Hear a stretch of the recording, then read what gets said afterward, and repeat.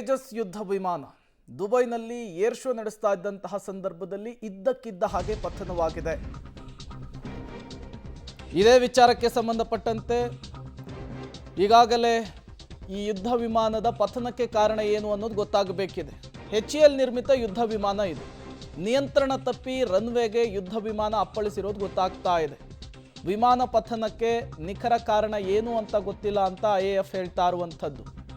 ತಾಂತ್ರಿಕ ದೋಷದಿಂದಲೇ ವಿಮಾನ ಪತನವಾಗಿರುವಂತಹ ಸಾಧ್ಯತೆ ಎದ್ದು ಕಾಣಿಸ್ತಾ ಇದೆ. ಕಣ್ಣೆದರೆ ವಿಮಾನ ಪತನವನ್ನು ನೋಡಿ ಜನ ಚಲ್ಲಾಪಿಲ್ಲಿಯಾಗಿ ಓಡಿದ್ದಾರೆ. ಈ ವಿಚಾರಕ್ಕೆ ಸಂಬಂಧಪಟ್ಟಂತೆ ಮಾತನಾಡೋದಕ್ಕೆ ಏರ್ ಮಾರ್ಷಲ್ ಮುರಳಿ ಸರ್ ದೂರವಾಣಿ ಸಂಪರ್ಕಕ್ಕೆ ಸಿಕ್ಕಿದ್ದಾರೆ. ಮಾತನಾಡಿಸ್ತಾ ಹೋಗೋಣ. ಸರ್ ನಮಸ್ತೆ.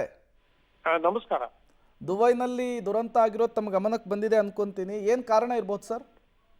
ಬಹಳ ತುಂಬಾನೇ ಇದು ದುರದೃಷ್ಟಕರ. ಇದು ತೇಜಸ್ ಮಾರ್ಕ್ 1 ಇದು ದುಬೈ ಏರ್ ಶೋ ನಲ್ಲಿ ಕ್ರಾಶ್ ಆಗಿರೋದು.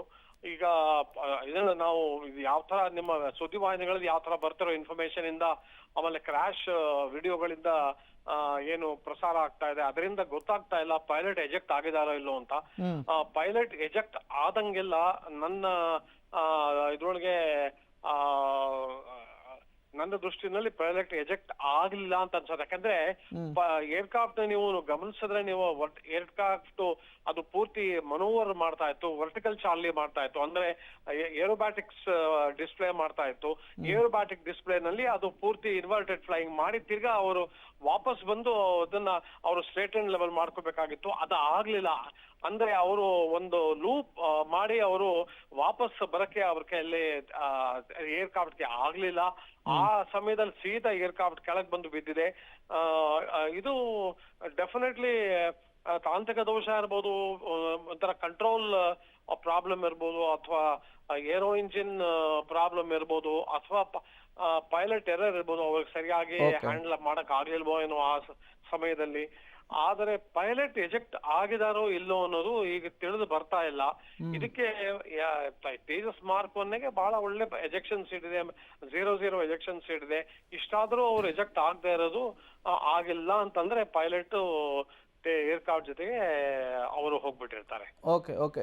ಈ ರೀತಿ ಟೆಕ್ನಿಕಲ್ ಸಮಸ್ಯೆ ಕಾಣಿಸ್ಕೊಂಡು ಆಗಸದಲ್ಲಿ ಹಾರ್ತಾ ಇದ್ದಂತಹ ವಿಮಾನ ಏಕಾಏಕಿಯಾಗಿ ಪತನವಾದಂತಹ ಸಂದರ್ಭದಲ್ಲಿ ಪೈಲಟ್ ಬಚಾವ್ ಆಗಿರುವಂತಹ ಚಾನ್ಸಸ್ ಎಷ್ಟರ ಮಟ್ಟಿಗೆ ಇರಬಹುದು ಅಂತ ಹೇಳಿ ಸರ್?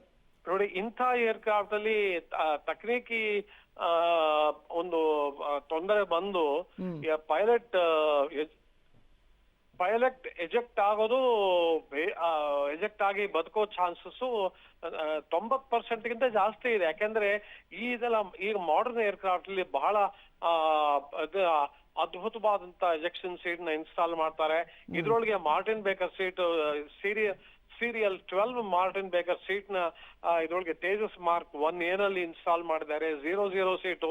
ಅದರಿಂದ ಇದನ್ನ ಎಜೆಕ್ಷನ್ ಏನು ತೊಂದರೆ ಇಲ್ಲ. ಅದರ ಸರಿಯಾದ ಟೈಮ್ ಅಲ್ಲಿ ಅವರು ಎಜೆಕ್ಷನ್ ಸೀಟ್ ಹ್ಯಾಂಡಲ್ ನ ಒತ್ತಬೇಕೆ ಹೊರತು ಅವರು ಒತ್ತಿಲ್ಲ ಇದ್ರೆ ಅವರಿಗೆ ತುಂಬಾ ತೊಂದರೆ ಆಗುವಂತಹ ಸಾಧ್ಯತೆಗಳಿದೆ. ಈ ಆಪರೇಷನ್ ಸಿಂಧೂರದ ಬಳಿಕ ತೇಜಸ್ ಯುದ್ಧ ವಿಮಾನಕ್ಕೆ ಡಿಮ್ಯಾಂಡ್ ಕೂಡ ಜಾಸ್ತಿ ಆಗಿತ್ತು ಸರ್. ಈಗ ಈ ಯುದ್ಧ ವಿಮಾನ ಪತನವಾಗಿದೆ. ಇದನ್ನ ಕಾರಣ ಏನು ಅಂತೇಳಿ ಈಗ ಹೇಗೆ ತನಿಖೆ ಮಾಡಲಾಗುತ್ತೆ? ಇದನ್ನು ಹೇಗೆ ಐಡೆಂಟಿಫೈ ಮಾಡಲಾಗುತ್ತೆ ಸರ್? ಹೌದು ನೋಡಿ, ಇದನ್ನ ತೇಜಸ್ ಮಾರ್ಕ್ 1 ಹೋಗಿರೋದು.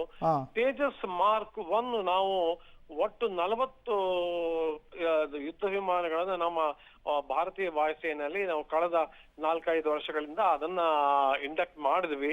ಆದ್ರೆ ತೇಜಸ್ ಮಾರ್ಕ್ 1 ಗಿಂತ ತೇಜಸ್ ಮಾರ್ಕ್ 1A ಅದು ಅಪ್ಗ್ರೇಡೆಡ್ ಇದನ್ನ ಏರ್ಕ್ರಾಫ್ಟ್ ಬೇಕು ಅನ್ನೋ ಮಾತು ಮೊದಲಿಂದ ಇತ್ತು.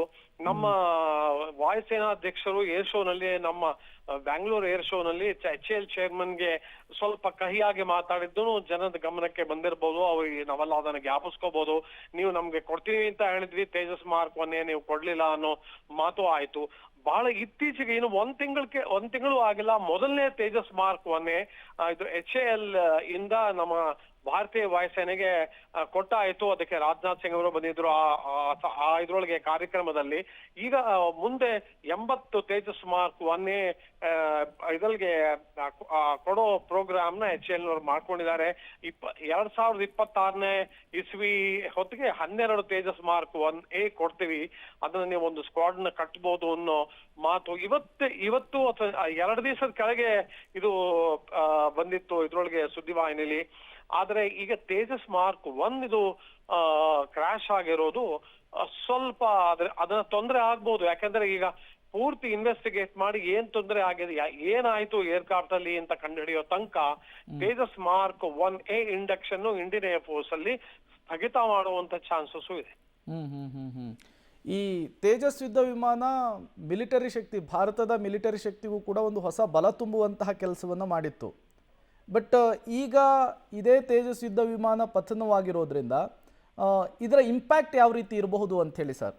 ನೋಡಿ, ತೇಜಸ್ ಯುದ್ಧ ವಿಮಾನ ನಮ್ ಭಾರತೀಯ ವಾಯುಸೇನೆಗೆ ಇಂಡಕ್ಟ್ ಮಾಡೋದಲ್ಲಿ ಒಂದು ಬಹಳ ದೊಡ್ಡ ಮಾತೇನು ಅಂದ್ರೆ ಅದು ಆತ್ಮನಿರ್ಭರ್ ಭಾರತ್ ಎಕ್ಸಾಂಪಲ್. ಅದು ಅಂದ್ರೆ ನಮ್ಮ ದೇಶದಲ್ಲೇ ತಯಾರಂತ ಅದು ಯುದ್ಧ ವಿಮಾನ, ಅದಕ್ಕೆ 60% ಪೂರ್ತಿ ಇಂಡಿಜಿನಸ್ ಎಕ್ವಿಪ್ಮೆಂಟ್, ಇಂಜಿನ್ ಒಂದ್ ಬಿಟ್ರೆ ಉಳಿದಿದ್ದೆಲ್ಲ ನಮ್ಮ ದೇಶದಲ್ಲೇ ತಯಾರಾದಂತ ಎಕ್ವಿಪ್ಮೆಂಟ್, ಇಂಜಿನ್ ಮತ್ತು ಏವಿಯಾನಿಕ್ಸ್.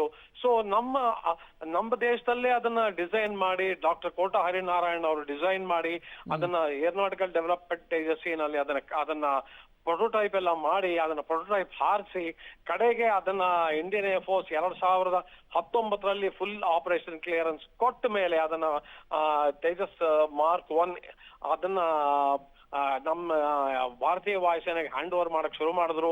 ನಾವು 2 ಸ್ಕ್ವಾಡನ್ನ ಫಾರ್ಮ್ ಮಾಡಿದ್ವಿ ಸುಳೂರ್ನಲ್ಲಿ. ಆದ್ರೆ ಬಹಳಷ್ಟು ದಿನ ಸುಳೂರ್ನಲ್ಲಿರುವಂತಹ ಸ್ಕ್ವಾಡ್ಸ್ ಬರೀ ಏರ್ ಡಿಸ್ಪ್ಲೇಗೋಸ್ಕರನೇ ಅದು ಯೂಸ್ ಆಗ್ತಾ ಇತ್ತು. ಆದ್ರೆ ಆಪರೇಷನ್ ಸಿಂಧೂರಲ್ಲಿ ಮೊಟ್ಟ ಮೊದಲನೇ ಬಾರಿಗೆ ತೇಜಸ್ ಮಾರ್ಕ್ 1A ನಾವು ಯೂಸ್ ಮಾಡಿದ್ವಿ. ಅದಕ್ಕೆ ಅದು ಶಸ್ತ್ರಾಸ್ತ್ರಗಳನ್ನು ಒಂದು ಬಿಡುವಂತಹ ಸಾಮರ್ಥ್ಯ ಇದೆ ಅಂತ ನಾವು ತೋರಿಸಿದ್ವಿ. ಆದ್ರೆ ತೇಜಸ್ ಮಾರ್ಕ್ 1A ಇನ್ನೂ ಅಪ್ಗ್ರೇಡೆಡ್ ವರ್ಷನ್ ಬೇಕು ಅಂತ ನಾವು ಬಹಳ ಇನ್ಸಿಸ್ಟ್ ಮಾಡಿದ್ಮೇಲೆ HAL ನವರು ಬಿಲ್ಡ್ ಮಾಡಕ್ ಶುರು ಮಾಡಿದ್ರು. ಆದ್ರೆ ನಮ್ಮ ಆತ್ಮನಿರ್ಭರ್ ಭಾರತದ ಅಂದ್ರೆ ನಮ್ಮ ಇಂಡಿಜಿನೈಸೇಷನ್ ಎಫರ್ಟ್ ಇದೆ ನೋಡಿ, ಅದು ತೇಜಸ್ ಮಾರ್ಕ್ 1 ಅದು.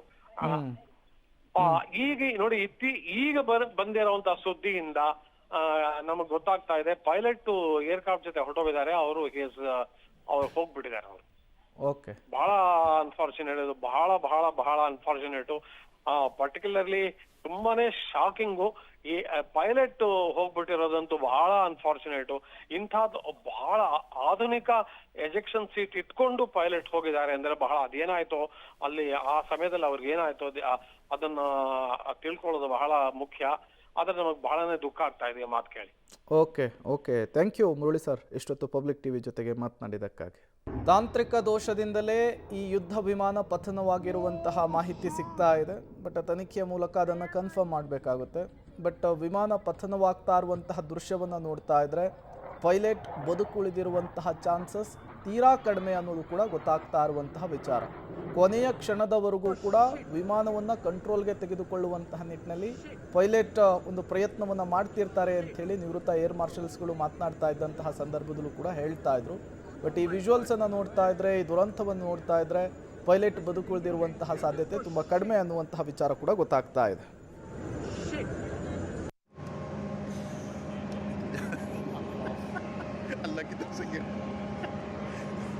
अल्लाह ने देखो आज हमें कुछ भेजना था। नाजरीन, ये तेजा गिर गया है।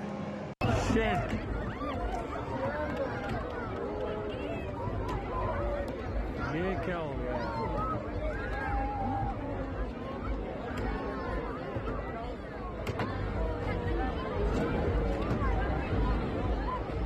मुझे लग रहा था जैसे वो गए ना नीचे,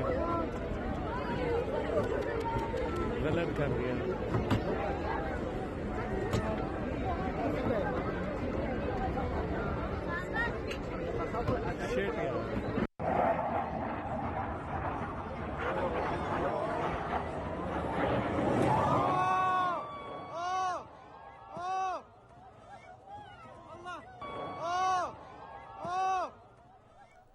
HAL ನಿರ್ಮಿತಂತಹ ತೇಜಸ್ ಯುದ್ಧ ವಿಮಾನ ದುಬೈನ ಇಂಟರ್ನ್ಯಾಷನಲ್ ಏರ್ ಶೋನಲ್ಲಿ ಪತನವಾಗಿದೆ. ತಾಂತ್ರಿಕ ದೋಷದಿಂದ ಈ ಯುದ್ಧ ವಿಮಾನ ಪತನವಾಗಿರುವಂಥದ್ದು ಗೊತ್ತಾಗ್ತಾ ಇದೆ. ಬಟ್ ನಿಖರ ಕಾರಣ ಏನು ಅನ್ನೋದು ತನಿಖೆಯ ಮೂಲಕ ಗೊತ್ತಾಗಬೇಕಾಗುತ್ತೆ.